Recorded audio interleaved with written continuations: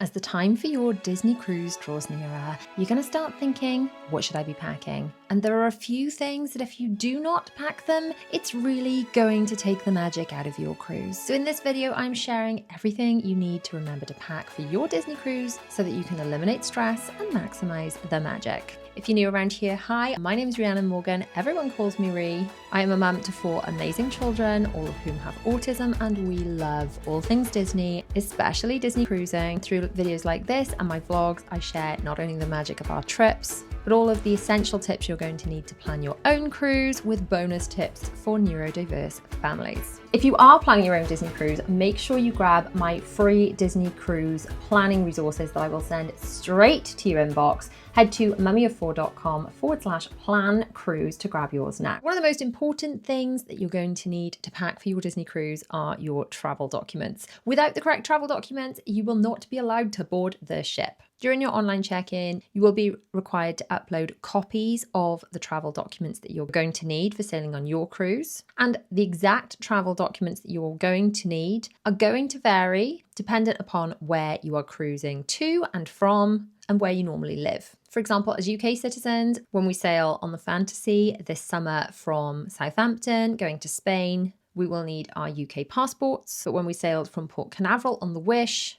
we needed not just the UK passports, but also the ESTAs, which obviously is different than if you're an American citizen sailing from an American port going to another American port. So be sure to check which specific travel documents you're going to need before your online check-in, because online check-in opens at 5 a.m. on your specific online check-in day. And of course, your online check-in day depends on your Castaway Club status. Details of all of this can be found on the Disney Cruise Line website or inside of your Magical Cruise Planner. For help with all of your online check-in, I've got a whole playlist of videos where I take you through the online check-in step by step. So make sure you watch those before you attempt your online check-in. Make sure you check the specific documents you're going to need for that online check-in and that those documents are not just uploaded for online check-in, but actually packed to take with you. Without those documents, you are not allowed on the ship. Don't forget to pick up a copy of your Magical Cruise Planner, which can either be sent directly to your door or purchased as an instant printable download, guiding you step by step through everything you need to organize and pack before your cruise. The next item is not absolutely essential, but can be pretty handy, and that is a lanyard for your Key to the World card. If you are a first-time cruiser, you will not get a lanyard issued to you by Disney Cruise Line. So if you want to keep your Key to the World card on you, which you're going to want to do in order to pay for things on board and open your stateroom, a lanyard can be pretty handy. Of course, if you're a Castaway Club member and you're in the Castaway Club as soon as you step off your first Disney cruise, so if you're cruising for the second or more time, you're in the Castaway Club, you will get lanyards issued to you on board. Of course, if you're using a Disney Band Plus, which is the same as the Magic Band Plus in the parks, then you can use this in place of your Key to the World card for most things, such as opening your stateroom, collecting your magic photos, and paying for things. So if you're planning to buy a Disney Band Plus on board, even on your first Disney cruise, you won't need to bother with a lanyard. Next thing you want to think about packing is less about what you want to pack and more about where you want to pack it. And that's thinking about packing your carry-on for Embarkation Day. Embarkation Day is an amazing, exciting and wonderful day, but it's kind of overwhelming because there's so much choice. And when you get on board, there's so much magic, you kind of want to do everything at once. So you need to decide, are you the kind of family that wants to head straight to the pools? In which case you are going to need to pack swimwear inside of your hand luggage, because your cases will meet you at your stateroom generally a few hours after you actually embark the ship. So you need to make sure that anything you're going to want to access during those first few hours is with you in your carry-on luggage. So this includes the swimwear if you want to hit the pools early, any medication and toiletries you may need during those few hours, of course your travel documents so that you can get through embarkation, your water bottles, of which you're going to need 2 types, but we'll get to that in a second, and some things for the kids to do during embarkation. For this, I'd highly recommend one of my kids' versions of the Magical Cruise Planner. For these, I've taken out all the really boring bits about booking and stuff and just filled it up full of super fun activities for kids to do during the waiting around times on a Disney cruise, such as embarkation or waiting to meet a character. It gives them a great place to not only do these fun activities, but to draw pictures, write their magical bucket lists, draw pictures of the characters, and even use it as an autograph book for characters to sign. A great way to capture their own magical memories. There's even magical family bundles you can get that include the adult planners, the kids planners, and even the digital copies for you to get planning while you're waiting for your printed planner to be delivered. Personally, for carry-on luggage, I like to take a wheelie case if I'm taking anything heavier. So for me, I actually take quite a lot of cameras and things, obviously because I'm vlogging, plus my laptop, and having to physically carry all that in a backpack is a little on the heavy side. So I like to take a wheelie case. I'd highly recommend doing this if you are taking a fair bit of stuff, like everybody's swim stuff. Speaking of swimwear, although you probably only need to take one set of swimwear in your carry-on, I'd recommend taking at least 2 sets of swimwear for the duration of your cruise. That way one set can be drying while you wear the other set, because no one wants to put on wet swimwear. It's just not fun. SPF tops are a great idea for the kids. It can be quite windy out at sea and you don't necessarily feel how warm it is. And while you might want to take specific cover-ups or hooded towels, you do not need to take actual towels because Disney Cruise Line will provide those. So you do not need to worry about filling up your case with towels. On to some electronics essentials for your cruise. Do not forget to pack your phone chargers, camera batteries. Remember that the plugs on board are primarily US adapters with some European sockets. So if, like us, you're from the UK, you are going to need adapters if you want to plug in anything at all. Multi-plug adapters are allowed, and in fact, I find it quite handy to pack the adapters that have multiple USB inputs. However, you are not permitted to take any extension leads or cords on board. They are a health and safety hazard, and they are strictly prohibited on Disney Cruise Line, so keep those out of your case. Portable charger banks are a must for whenever we travel, especially if kids are using any electronics while traveling to the cruise. And although our kids don't tend to use electronics much on board at all because they are just so entertained by all of the magic, they do tend to use them on the long drives to the ports. So don't forget to pack any electronics to keep you or your kids entertained, plus charger banks to keep those electronics charged while you're traveling. Now let's talk toiletries. There are some toiletries that are essentials and some that you can just leave at home. Obviously, don't forget toothbrush, toothpaste, and any personal makeup and skincare that you want to take. I have got a video which I will link below and in the accompanying blog post with all of the heat-proof makeup that I use on Disney Cruise Line. Don't forget any medication you'll need for the duration of your cruise. That might be medication you take regularly, but also extras like paracetamol, ibuprofen, maybe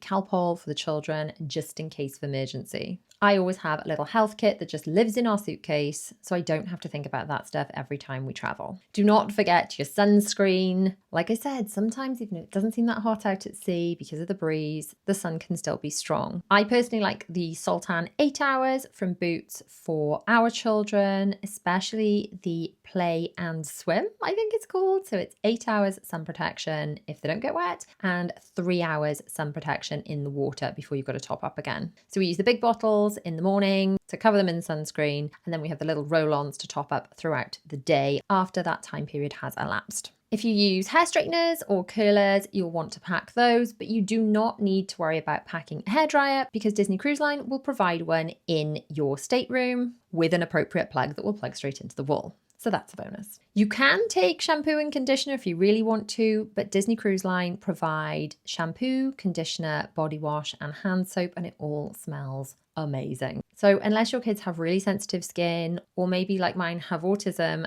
and are quite sensitive to certain smells. Personally, I find my kids love the smell of the Disney Cruise Line toiletries, but if you're not sure and you want to pack your own just to be safe, then you might want to consider adding some in it just for your kids. Back to water bottles. I would recommend taking at least 2 different types of water bottles. Unlimited soft drinks are included on the Disney Cruise Line, on deck, at the self-service station, in the buffet restaurants such as Cabanas, and at dinner. Specialty soft drinks and alcoholic drinks are an upcharge everywhere on the ship, and even standard soft drinks are an upcharge if you order them through room service or at one of the bars. So the best way to stay hydrated is to fill up your water bottles at the self-service stations. We tend to take non-insulated water bottles to fill up with just water at the self-service station, and those can then be placed in the fridge inside our stateroom, so we've got freezing cold water right there whenever we want it. So if one of the kids is thirsty in the middle of the night, it's right there, and we can fill up the other bottles from that. And because it's not an insulated bottle, it stays nice and cold in the fridge. And then we also like to take the insulated bottles as well to keep our drinks nice and cold. We also tend to pack our resort mugs that we had in Walt Disney World if we want any drinks that aren't water,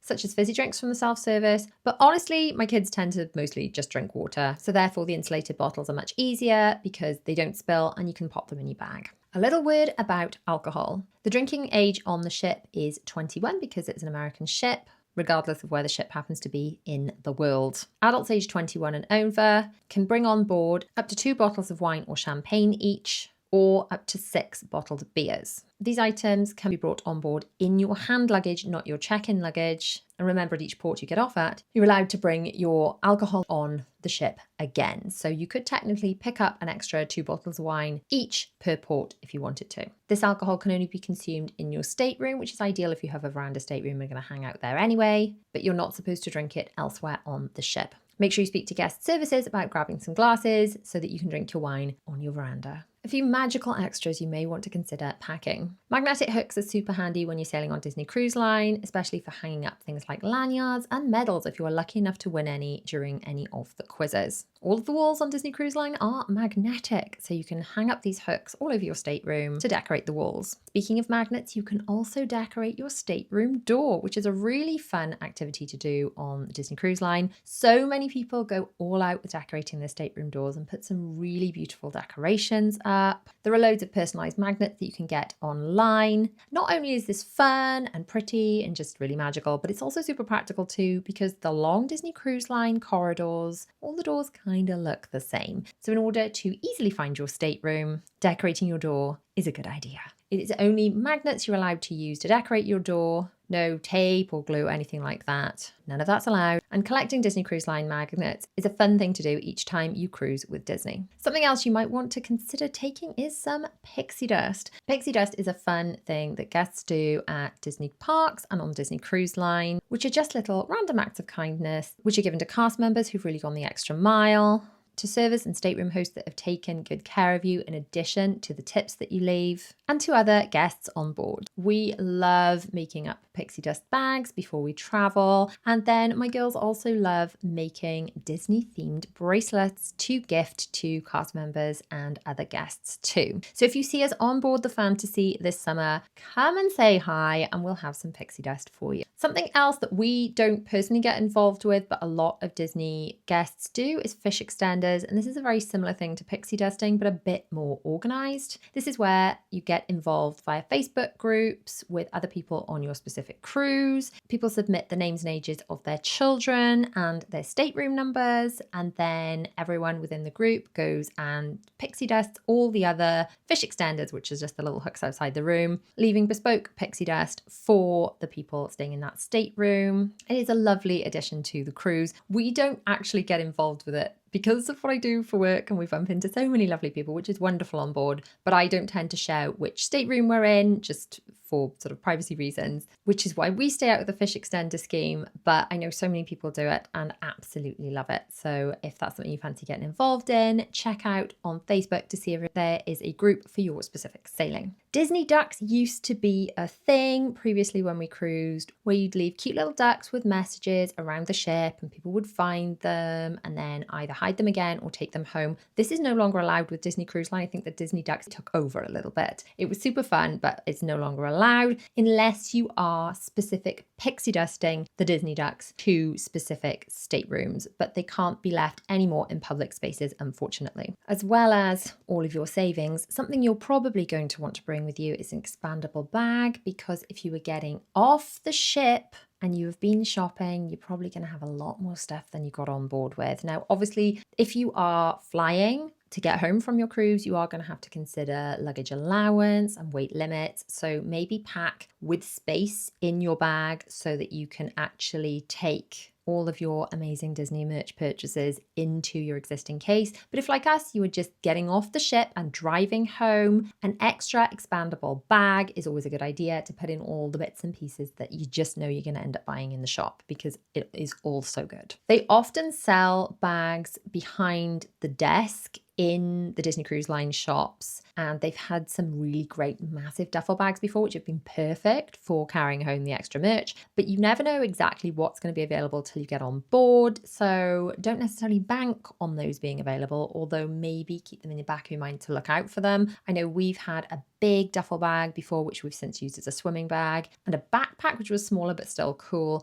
I've heard a rumor that this year on the Fantasy, they're going to be the big duffel bags again, and kind of like primary colors. So I'm keeping my fingers crossed for those because I'm going to be grabbing a couple. We love our Disney Cruise Line bags. Speaking of shopping, you'll want to choose the right card for onboard spending. We use Monzo, which I originally got for the 0 currency conversion fees, but it's now my main account. The features are fab. The kids even get their pocket money through it, and I can manage their spending in the app. I just use the free version, but it has everything I need. If you fancy giving Monzo a try, use my link. You'll get £5 added to your account when you make your first purchase, but sometimes it's £10, so let me know in the comments what you get. And then, of course, you're going to need to pack some stuff to wear on your Disney cruise. We've already talked about swimwear, so let's talk about day wear, slightly more formal wear, pirate wear, and also footwear. For the daytime, you're going to need some comfortable and fun day wear. We personally love Disney bounding on a Disney cruise, which is not dressing in costumes, but dressing in the style of certain characters, attractions, or even ships,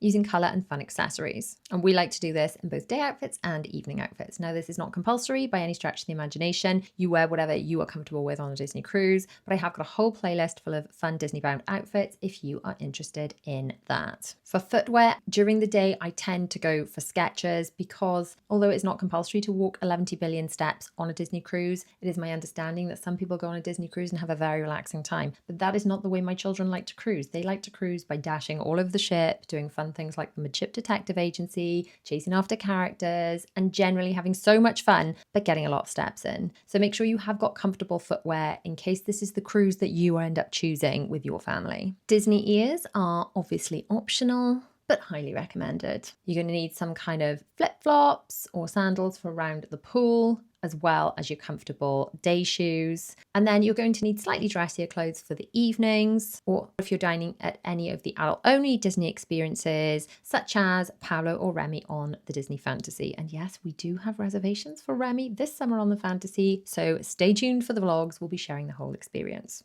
These dining experiences are a lot more upscale, and you will need to wear more formal clothing and footwear. Even if you're sailing to warm climates, I'd highly recommend packing something to go over your shoulders, either jackets, cardigans, or spirit jerseys for if you're out on deck later at night, or if it's a little bit windy during the day, or for that matter, while you're watching the shows. Sometimes the air conditioning can be a bit on the cooler side, and you may appreciate an extra layer. And then, of course, there's Pirate Night, which is so much fun. It's not compulsory, but you can dress up. Anyone over the age of 12 is not actually allowed to wear a proper costume on a Disney cruise or in the Disney parks, with the exception of a few special events in the parks and Pirate Night on the Disney cruise. We absolutely love Pirate Night, and the UK Disney cruises, they go all out for Pirate Night, which is so much fun. To see what I mean, click on the playlist on screen now to experience Pirate Night with us on the Disney Cruise Line and see exactly what everyone is wearing. Or click on this playlist full of Disney outfit ideas for your Disney cruise. Hang out with me inside of my Magical Adventures Club, and do not forget to grab your copy of your Magical Cruise Planner using the details below.